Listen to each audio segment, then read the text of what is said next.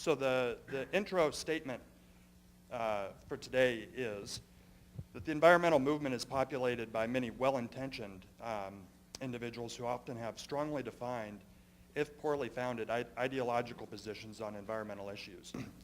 In the name of achieving some sort of environmental gain, many have found that beliefs that were once firmly held must give way to compromise to achieve any progress at all.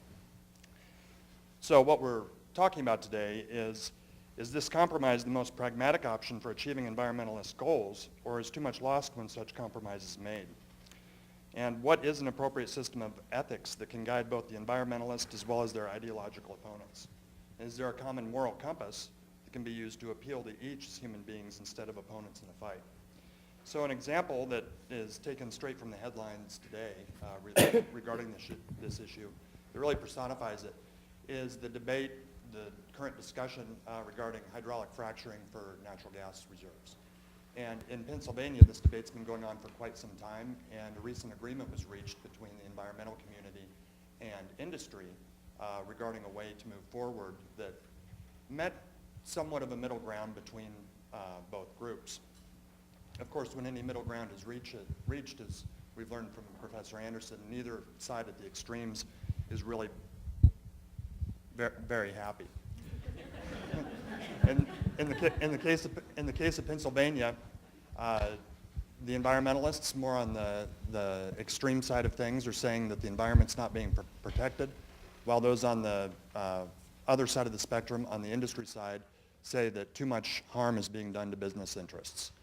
So where does the truth lie in that, and where do we as environmental professionals, future environmental professionals, want to move forward? How can we move forward? Just a couple of quick images to kind of personify this and show the extreme positions, hopefully.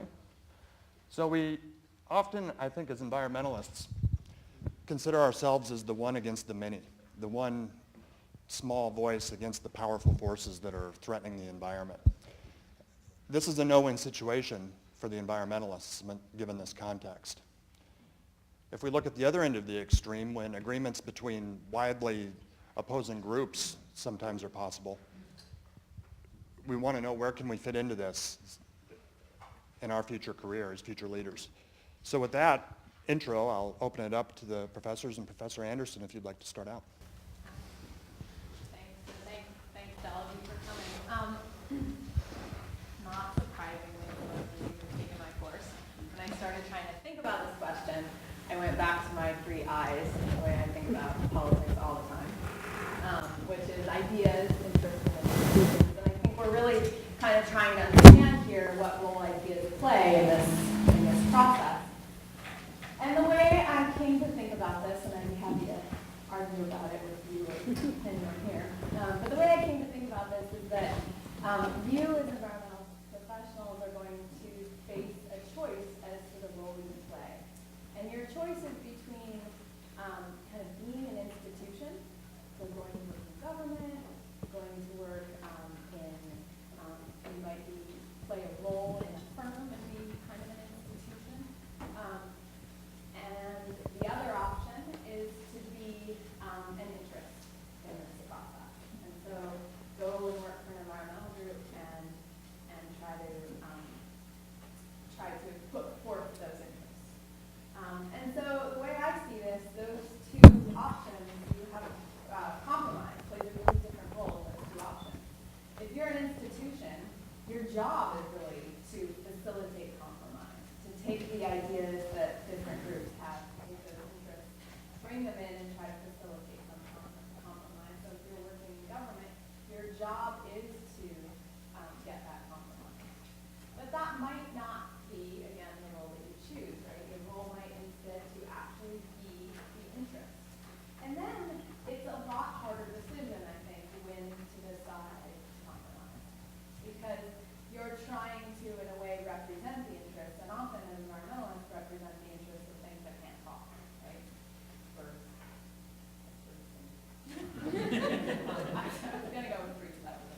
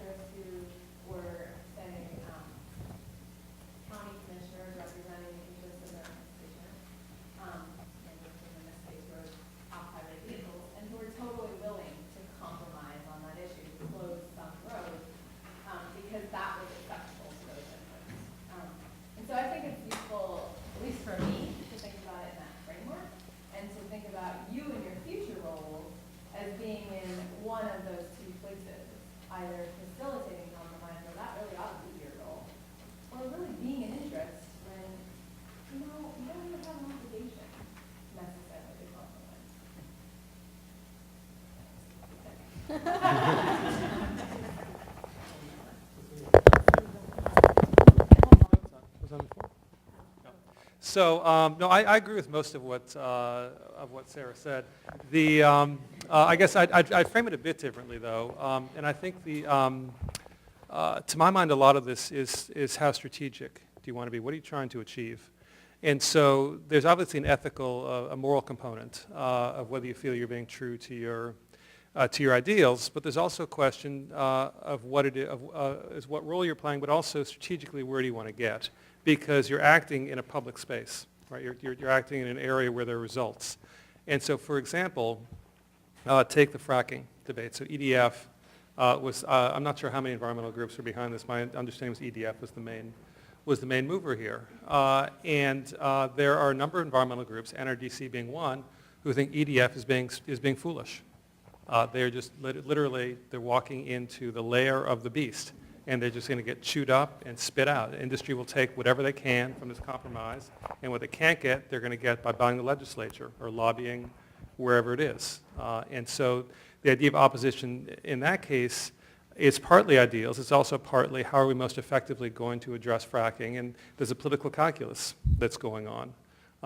This issue comes up a lot in terms of pragmatism, selling out is what sometimes people call it, with law students, right? So students go to law school and they want to do environmental law, and they say, I only want to represent either people who are innocent or on the side of the environment.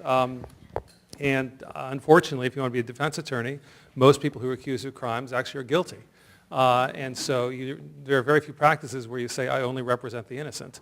Now, the justification the justification that's used within the legal system to say you can be true to your ideals and also represent people you think may be guilty is that for the system to work, you have to have zealous advocacy on both sides.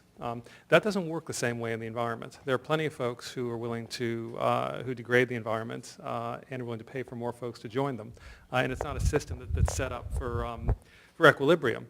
And so to a certain extent, and this is true for environmental management, I think as it is for environmental law, you have to decide whether you want to live in a world that you see with black hats and white hats, or is it a world you see with there are a lot of gray hats.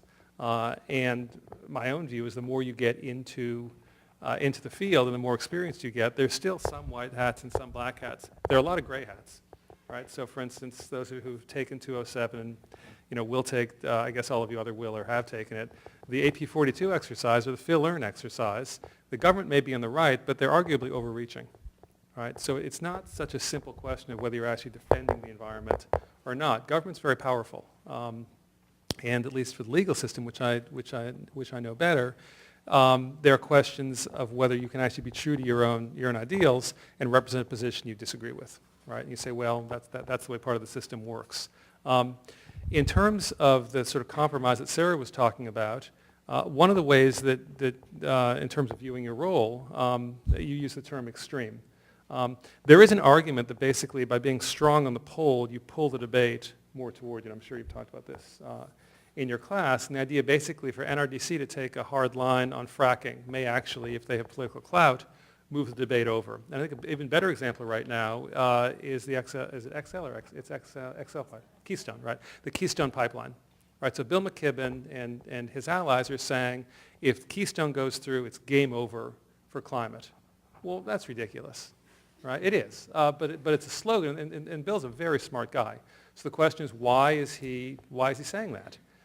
And the argument, presumably, is he's trying to get a groundswell of opposition, and there's a certain political rhetoric that's going to get people excited about it. You might want to ask yourself, how do you feel about the Keystone pipeline? You might feel morally the right thing to do is to oppose it, but then you've got the question, well, if we oppose it, it's not as if those tar sands aren't going to be sent somewhere else, right? And so this is a classic thing we see in environmental law and policy where we shut down, we sort of NIMBY. We shut down an activity in our own area so we feel good about it, then the activity goes somewhere else, right? So a lot of the questions, sort of how you feel about your own ethics, is where are you drawing your boundaries, right? So you see this with growth controls as well. So Boulder, the virtuous Boulder, they've got these growth controls that limits who can live in Boulder. One result of that is it's increased sprawl around Denver. because folks have got to live somewhere. Where's the right side on that? There are two other quick things that I'll say, then we can turn off and get into more of a discussion later. I do think there's a lot of, I think you can understand a lot of this issue of sort of pragmatism versus selling out and labeling in terms of sort of a tribal perspective. I think a lot of environmental advocacy makes sense as tribalism, in the sense that you're either with us or you're against us. It's very hard to take a middle ground in an advocacy arena, even though most Americans actually fall in the middle. But when you actually see the actors that are out there, they're all on one side or the other. You see it with fracking, you see it with the Keystone, you see it with all types of issues. And the reason for that is that's the nature of advocacy, right? You don't see strong advocates who say, let's go down the middle and get a lot of people rallying behind them, right? The flag of the middle. Yeah, they're lonely. Even though that might be where a lot of people sort of feel themselves. And I guess the last thing I'll throw out there, and then I'm sure we'll get into this more later, is that there is a question, I think, and Sarah talked about this as well, as to the role that you choose for yourself versus the role that you find possible, right? There's this sort of clash of ideals versus the clash of the marketplace, right? Everyone needs to get a job, and a job may not be exactly what it is that you want to do. And so I've always wanted to give a commencement speech. I still haven't been invited. Someday I will. And the main thing I would say, were I invited, is that people start saying, go forth and do great things. I've always thought that's terrible advice. I think the best advice is to go forth and do small things. And there are a lot of small things that you can do in a lot of different positions where the job you're doing may not be exactly the job that you want in terms of what you want to do for the environment. But this still offers opportunities to push the ball forward in that regard. So I will stop there. All right. Thank you. First, I'd like to thank the Dean's Advisory Council for inviting me here. It's an honor to speak to you and share this position with two of the best teachers at Bren. So I'm going to start and just first of all say that you've probably heard me. Probably one of the reasons I've been invited here is because I've said some of the stuff I'm about to say before in small bits and pieces. I don't think I've ever said it before together at once, and I'm serious. And I'm not sure. I'm going to say it like I'm more convinced of what I'm about to say than I am in actuality. And I do that because I think it's part of my role here is to be sort of somewhat speculative and challenging. So I welcome the pushback and welcome the opportunity to rethink some of this. So the question that's kind of motivated me to begin with was the idea is we haven't passed any real environmental legislation in the national stage in 25 years. And why is that? The easy answers would be to say, all Republicans, boy, big business, yeah, public opinion.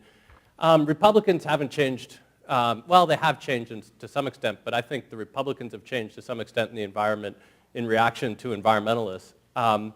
Two, public opinion has really actually been more favorable for environmental regulation at various times over the last 25 years than it may have been over the 15 years before. And business may be stronger or less stronger, but I don't think these are the reasons. I think, and I'm going to, at least one of the unspoken reasons is I think part of the problem why we haven't passed an environmental legislation in 25 years is environmentalists and environmentalist strategies. And the basic idea I'm going to say is, again, with the caveats I gave first, is that the things that motivate environmentalists to do good things for the environmentalists are exactly the kinds of things that prevent us from passing environmental legislation. That's the bottom Potoski line, and I'll explain what that means. So what do I mean by environmental activism? Well, you buy environmentally friendly products. You sort of get involved in a cause, in a protest. You write a check for an environmental NGO. You vote for some candidate who's favor environmental protections. And the kinds of messages that get people who believe environmental protections to do that stuff actively rather than just sort of passively have it in their head are what I'll call sort of morally based appeals. So in a moral-based appeal appeals to your identity. You can be your true inner environmentalist role by protesting the Keystone XL pipeline. It appeals to your emotions. You'll feel good about yourself. It appeals to your sense of morals, right? It is the morally sanctified thing to do to protect nature that exists apart from us. And it also, you feel good because you're suffering, right? If I'm suffering, then I know I'm doing those morally good things, and that morally good things tells me that I'm being true to my inner environmentalist self, right? And that moral framing has the consequences of that as we cast the world into sinners and saints. And to the extent to which I suffer on behalf of the environmentalists, I am being a saint, right? And those people who are in opposition to me are the sinners. And we're protecting this thing of nature that's apart from us. Now, to varying degrees, I think this is, and I'm welcome to push back. I think that's largely the cause. And if you listen to Bill McKibben, that's what he's rallying people to do with Keystone XL. We are part of the environment. Our identity is the environmentalist. We are the climate change resistance, right? We few, we happy few, we band of brothers. It's kind of Henry V at Agincourt. That may be too obscure a reference too. I hope not too. Yeah, and so there's that sense of identities, and it's effective, right? It does it. I think that works. And now we have the Keystone XL protest back in February, which was the largest grassroots movement on behalf of the climate ever in this country, right? So we have these moral appeals, and I think they're effective. And what people do is they give us nice, clean, what I'll call the Green Creed. We have our environmental 10 commandments of things we know if we make sacrifices in these ways, we're achieving our identity, we're feeling morally good about ourselves, and we hope and we expect we're doing good things for the environment. If I tell you to buy local, everybody says I'm doing that, that's good for the environment. If I tell you to eat organic, it's good for the environment. If we drink homebrew, that's good for the environment. If I drive a Prius, we can go do good things for the environment. We know these things to be true inside of us. Even though, as soon as you're exposed to Sangwan's class, you start getting nervous and say, well, maybe that's not necessarily the case. And we also have as we become more saintly in our behavior and our beliefs, right, we then start seeing those evil others, the energy companies who are the bad guys. So this can do good things, right?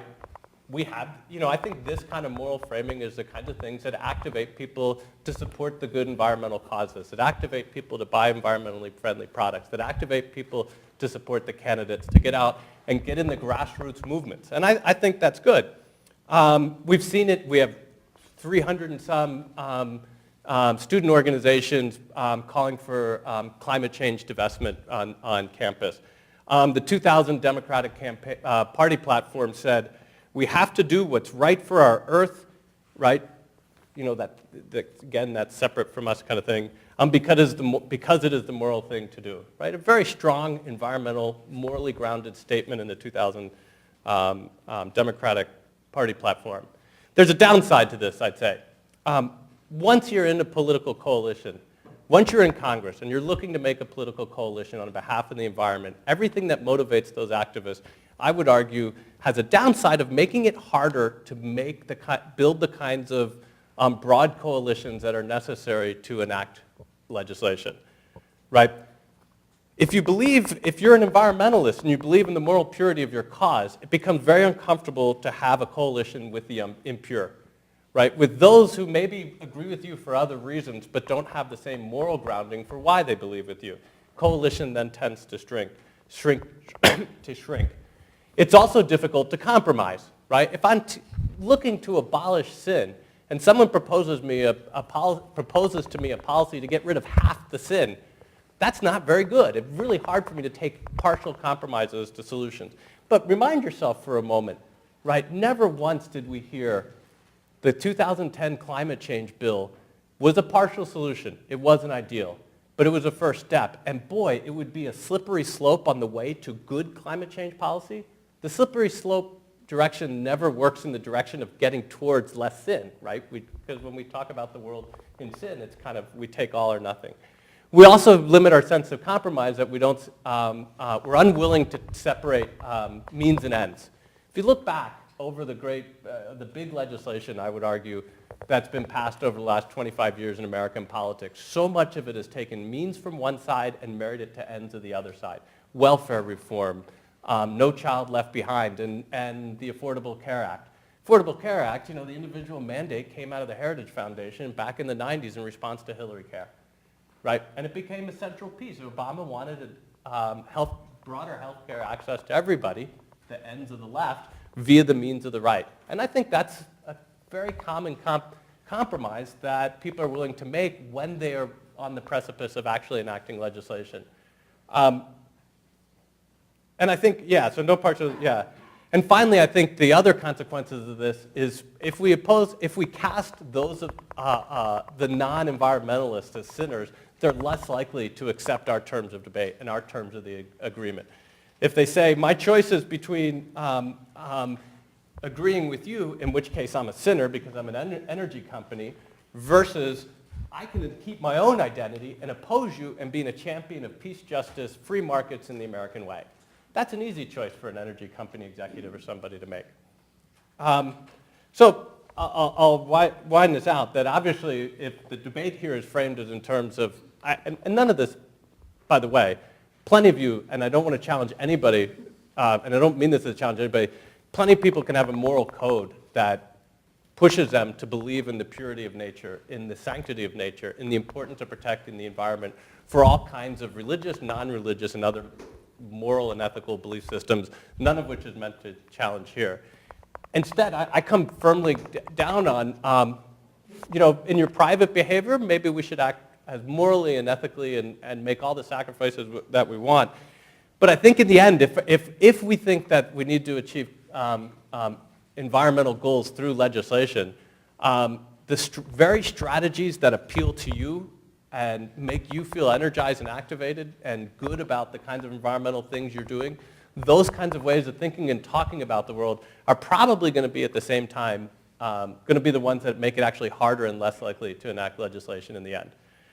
So in the end, I'll leave it with the question of saying that if I were an environmentalist, my question to you would be, if I'm talking about the environment, what should I be talking about and how should I be talking about it?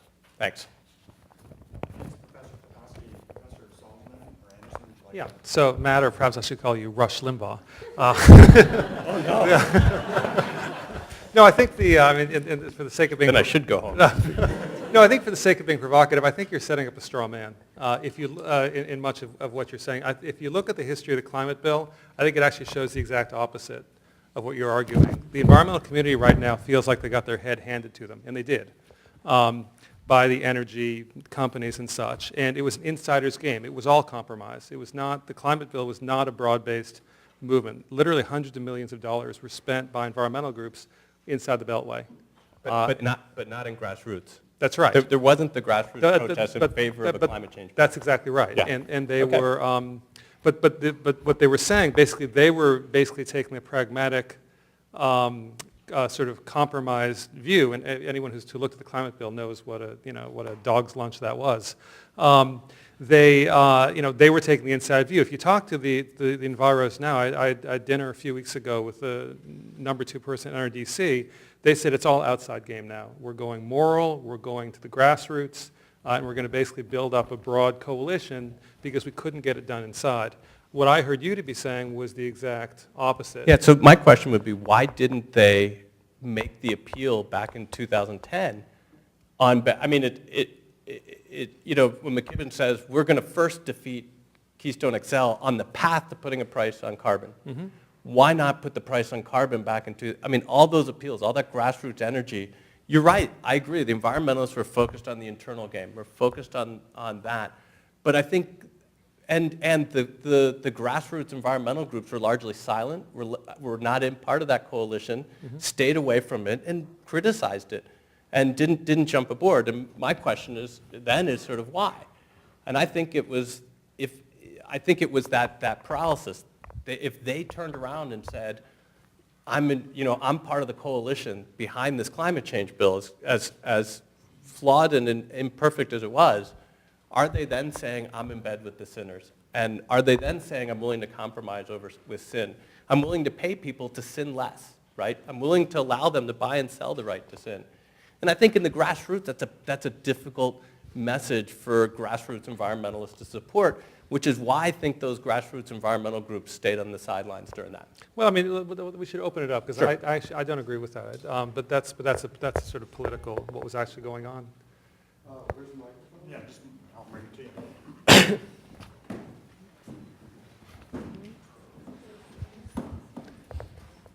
Hi, thank you. I'm on the local Sierra Club board, we actually have a national page on our website called America's Autos on Welfare. And the thing that's interesting about it is that this purity on each side, to me, the single most effective thing that the environmentalists could win is if we got one thing done, which was to actually hold the free market capitalist side to their ideological purity and say, yeah, we really do want a free market. We really want you to pay the true cost of things.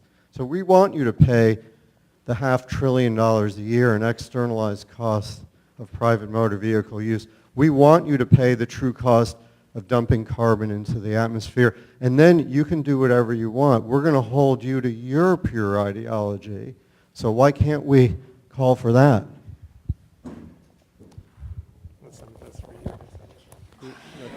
I mean, I can answer if you want to. That's all, we can accept the externalities. Yeah, sure. No, I mean, I think the answer to that actually, if you move, this board is perfect because we were talking about this in class yesterday, right? So all politics is values-based, right? And essentially what you're saying is, why don't you recognize the externalities? Why don't you recognize the subsidies? Recognize what, these perverse incentives that are being created. And the answer is, if my bread's getting buttered on the right side, why would I possibly want to acknowledge that? If you view that their value, not the particular interest group's values are utilitarian, what's good for me, then that makes a lot of sense. I mean, I guess what I'd throw out there is this. I mean, the conversation's happening at two very, very different levels, right? So one level is the macro. Is it most effective for environmental groups to basically appeal to moral causes, right? To take an ethical strategy, and that's an important and interesting discussion. The other question that at least these questions suggested to me is, how do you feel personally about working in an area where it's not clear that you are actually, that your own efforts are basically forward in creating the progress in the environment that you'd like to? It goes back to Sarah's question about the different roles, and we can talk about both. They're very different. They're very different types of questions, though. I'd just answer your question this way. I wouldn't say make you pay, right? If it were me, I'd say, I mean, that is one way of thinking about it. And I think there is a pragmatic way of saying hurting the environment destroys value, right? Let's all get rich and turn it around, right? And the means to that may be make them other people pay, but it's also going to be us as well. Because I drive a car and those kinds of things. And say that, if we internalize those costs, right, the cost of internalizing the costs, right, are much smaller than the benefits of internalizing those costs, and we'll all get rich. Yeah, well, that's the point. I mean, in other words, it can be win-win. Yeah. Yeah. Well, but yeah. I think that goes to what the alternative to the moral framing is, right? Yeah, I know. I'm not entirely sure I know what the alternative is. Well, and I think Fair that's a question, right? Is it that this is a problem to be solved? But if it is, it's not clear that everything is a win-win, first of all, right? So that's not clear true. that that's going to appeal to all the time. There could be cases, I think, where it does, but it's not sort of a universal panacea to just say this is a problem that has to be solved. And then I think Tim points out that it puts environmental groups in a really difficult position, because if they say this is a problem to be solved, their members basically say, okay, we'll go solve it. We're not that interested. We're not getting excited. We're not out behind you. And then they have a problem with public opinion, which is basically what they had in the climate change bill, I think. And it's unsavory, right? I mean, the gains and losses are going to be unevenly sausage. distributed, and we're going to be giving extra money to people that we may not want to give those money to. Healthcare companies are going to make a lot of money off the Affordable Care Act. Pharmaceutical companies made a lot of money off the Prescription Drug Act. Now, I mean, I look at it and say, you know what, morally, I like having broader and near universal health care coverage in this country. It's one that ethically I agree with in a lot of grounds. And I'm willing to pay a price for that. Part of it, I realize that I'll probably end up paying more for my own health care. And part of that, I realize that people who I think already are getting undeserved profits are going to get more undeserved profits. I mean, that's the price I'm willing to pay for I back the Affordable Care Act knowing that all those facts were likely to be the case. So I'm with you on that. Let me ask a question. So how many of you have sort of wrestled with the question of whether you're going to be going into a job that sort of works against your, I mean, to call it your ethics is too strong, but are concerned about going into a job that you think is going to challenge some of your assumptions? I mean, I would think, yeah. I mean, it would be strange if you didn't, right? I mean, you came to grad school at Bren because you care about the environment.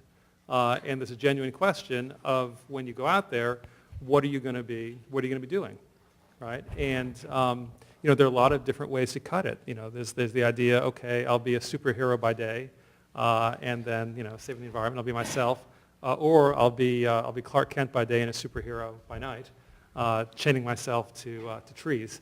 But I think I think that really, at least that's what your questions really struck a chord with me. And it's as I said, it's something that law students wrestle with all the time as well. So I mean, you can hear us talk about it, but I guess my sort of fundamental point would be that ultimately it has to be basically a personal judgment about first of all, what do you think your role actually is in this larger dynamic. So Sarah was talking about, are you going to be an institution, are you going to be an interest group?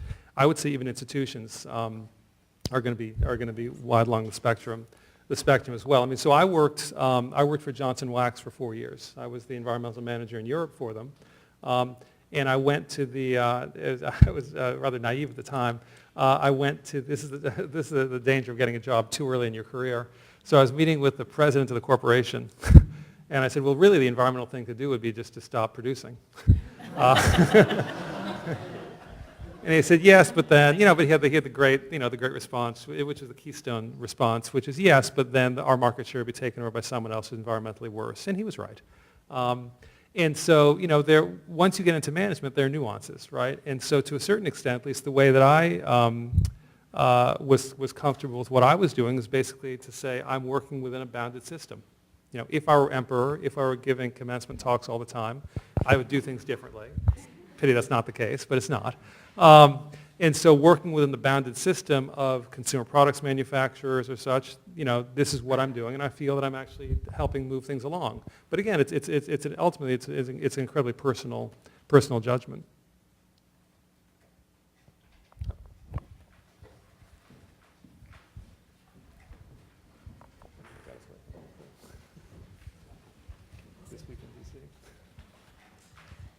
Hi, I'm an alum of the Bren School.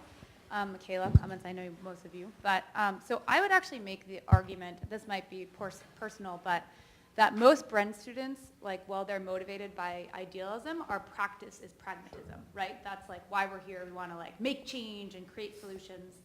And so our approach would be motivated by idealism, but actually we're pragmatic. So is there any space, would any of you guys make the case that you should take an idealist approach to solving problems? Because I think often, even if we're trying to save trees, the way to motivate that is to get, to save the bottom line of a timber company, something like that. We can come up with a pragmatic approach that actually is a more convincing argument than the idyllic solution. So I'd love to hear if any of you think that we should actually ever take the idealist approach, and if that's ever going to trump a more pragmatic solution. Like I said, I'd make two observations and then sort of share the mic. The first is, I would never tell anyone what they should do, right? As I said, it's fundamentally kind of, no, but it's an important point because people are going to find themselves all along the spectrum. Tactically speaking, it's very important to have the ideologically driven groups out there because it really does pull. The folks who basically, and this is really, I think, the extreme, who basically lived in the trees in the Pacific Northwest for, 2 years, that made a difference, right? It changed the media coverage, and it's much easier for an EDF to be able to get this deal done if there's an NRDC at the end basically hammering. Endangered Species Act, the Center for Biological Diversity, they're the bad boys of the environmental community. They bring these suits that no one thinks should be brought. But they're saying, we're going to bring these suits because that's what the law allows us to do.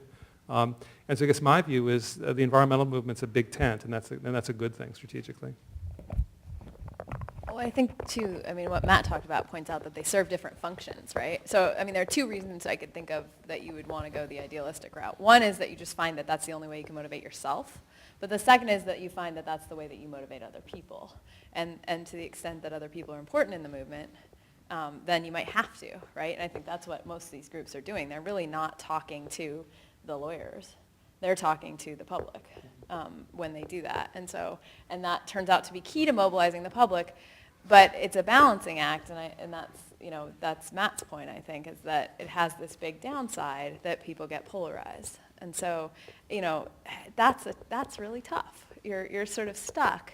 And I agree with you that most people fall in this kind of middle ground. Most Bren students have this hat. But it can be, I think it can be critically important, actually, to tell the idealistic story. And there are just, I mean, some of this too, there are very moral codes that I'd have a lot of respect for that would, beat the crap out of me for suggesting, this overly, this focus on pragmatism that, so I don't, that's why I think I'm with Jim. That's a really difficult question to answer in a personal sense.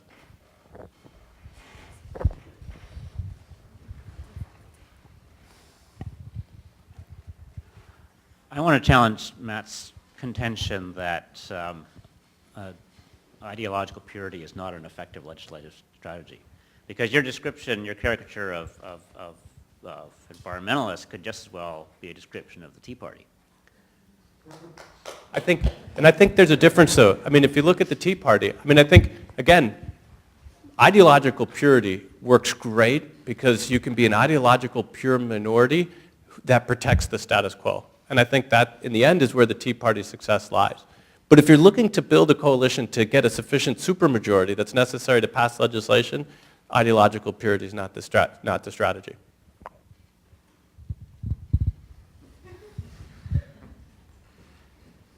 Start on the side. Jason.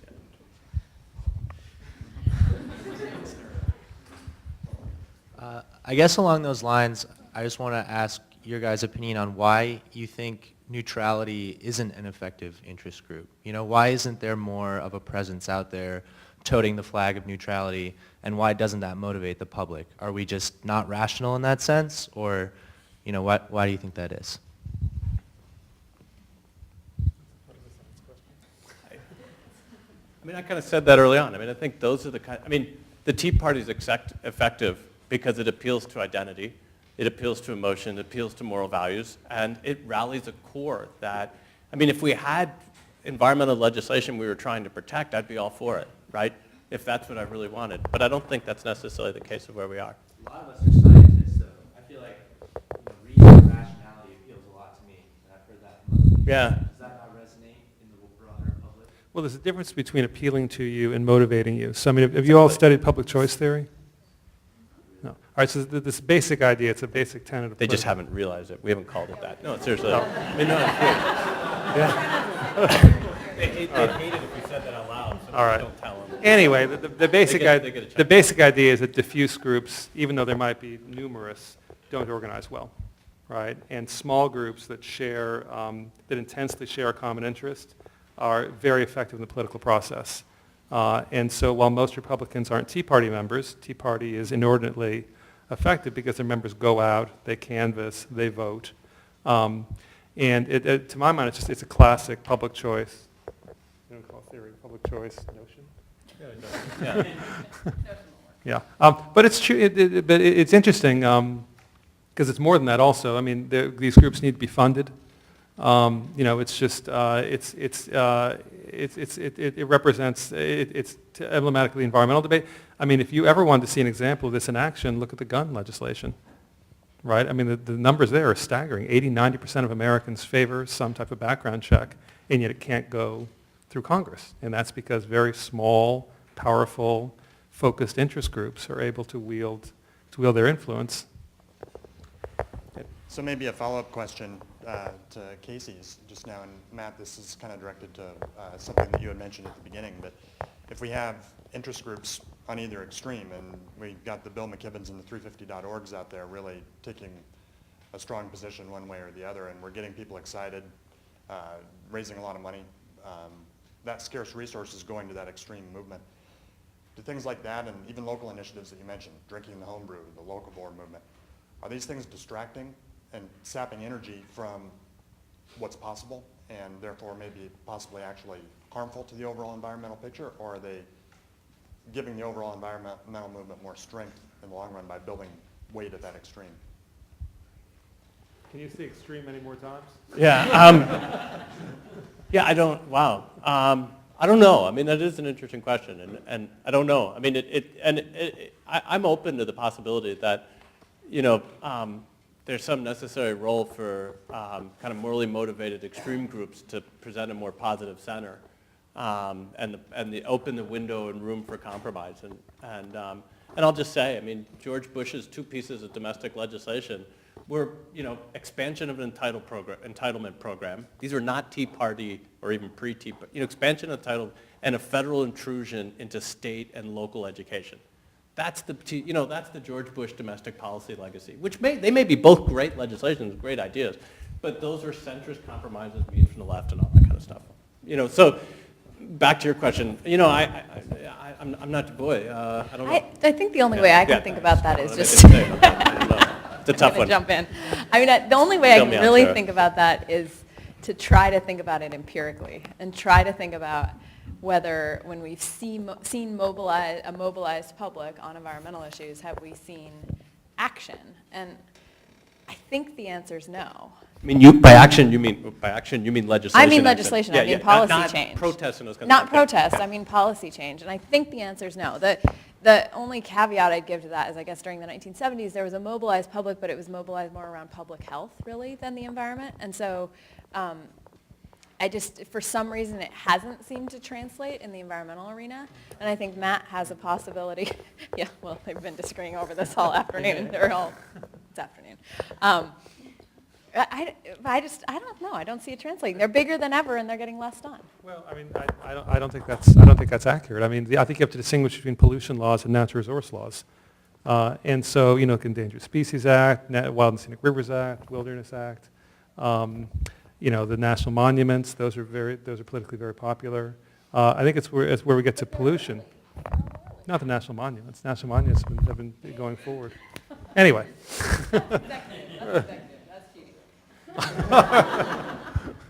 We've got time for maybe 1 or 2 more questions, and I know Phil has one.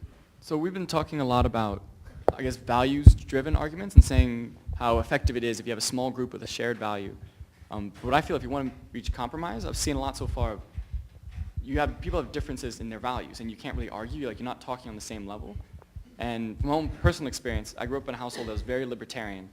And so my father, for instance, he loves the woods, loves nature, very close with everything, and we have very shared values in that standpoint.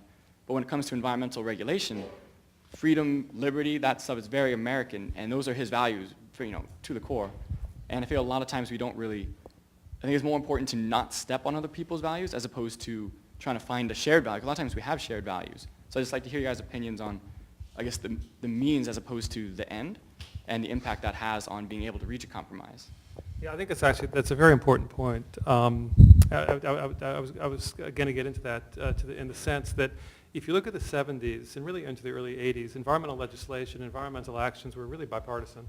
It wasn't a Democrat-Republican issue, and that changed dramatically during the Reagan administration. Then with the 104th Congress, 105th Congress, the contract with America, that started to change dramatically. And there's a lot of research that's come out that basically explains, in part, the Republican antipathy to environmental laws is this concern about regulation and trampling on liberties. It's remarkable that I was saying this yesterday in class, that 3 serious presidential candidates called for the abolition of the EPA. And they were all obviously Republican candidates, and that clearly resonates with a large part of the voter base. And so I guess I take your point to be not so much that Republicans or the Republican base is anti-environment as they are anti-regulation. And either through Frank Luntz or other sort of strategies that have been used, the Republicans have been very effective, and not just Republicans, big industry as well, has been very effective at shifting the sort of the debate of proxies. where environmental protection comes to be seen as the same thing as regulation and overreaching regulation.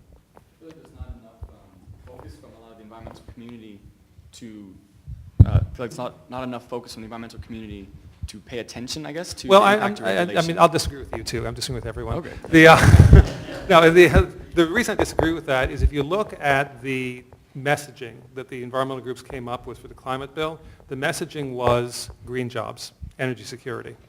It was not about regulation. It was not about government. They know that. I mean, they understand this very well.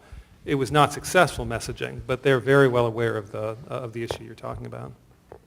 But I think more, I don't mean to take But, the mic, but within that, I mean, I tend to agree with you. I think that's, I mean, and this came up earlier, why can't we talk about, the environment in a way of sort of, if that's a possibility, if that's a potential foundation for a broader coalition, is to enlist those kinds of values or those kinds of values to achieve the means to other ends as well. And that protecting the environment is creating wealth, is creating freedom, is creating opportunities. Environmental damage is damage to my freedom and those kinds of things. I mean, there are ways of and I don't mean to be pithy and just say we can, put lipstick on a pig and call it, but are there ways of talking and framing debates that are more consistent with these other values? And I'm more optimistic that they may be possible. I think we've got time for one more. I guess I'm intrigued by the lack of discussion so far, including physical sciences and the advancements that we've made in the last 40 years since some of the early environmental regulation in the body of knowledge that we have out there that can tell us what's bad and what's not so bad and what's benign. And what I'm getting from the discussion so far is this sort of equalization of institutions and interest groups and ideals and ethics as sort of a level playing field, which it is not. And when you have corporations, petroleum corporations, et cetera, that will stand up in court and outright lie about the impacts of their activities on an environmental in environments such as the Gulf of Mexico, for instance, in recent history, it's not an equal playing field. And so when do we stand up with this huge body of knowledge that we've accumulated in the last 40 years and say, no, this isn't right? Just two things. One is if I were talking to them, I'd call them hypocrites. I'd find a way to call them hypocrites too or something. So and so my message here was chosen for this audience, and I don't want to say that there aren't that there aren't those kinds of reasons for people opposing them, but also say that I mean, we haven't spoken on the science and haven't spoken those directly in the way that the science speaks, and the role of science for informing public debates and being and helping improve those debates is important and worthwhile. I don't think the voice of science has its own voice in the public policy process. So I would, which may have not have been what you meant, but I would say that science can only be translated through social values. But I mean, you do raise what I think we're all grappling with up here as a puzzle, which is that we do have a really big body of science out there. And most of what it can tell us is sort of technically how we could solve a lot of these problems, right? Or technically what we would need to know, or technically what we could do. But we seem to be stuck on a lot of these problems. And that's I think, what we're trying to grapple with is, we have this body of science, and we have lots of solutions. What's stopping us from implementing those solutions through this political process, right? Yeah. I guess two things. I didn't hear any of us say it's a level playing field. I think you have to be from Mars to think it's a level playing field out there. It's not. We talked about the gun debate. It's a similar dynamic. The last thing I'd say is that there's been a lot of research done recently by Dan Kahan and others that basically argues that facts are secondary. And what matters are people's priors, their values. And so in areas like climate change, like gun debate, like gun control, like education, people go in with priors and then they basically choose the facts that they want. And you see this clearly with the climate debate you see with Fox News coverage. And so I find that challenging, right? Because the sort of traditional notion that, oh, if we simply inform the public and give them more information, better information, that will persuade them. All the psychological evidence coming out suggests that's not how people form opinions. There are ways to address that, but it's not nearly as straightforward as I think has been the assumption in the past. That takes up our time for today. I want to thank everybody for participating.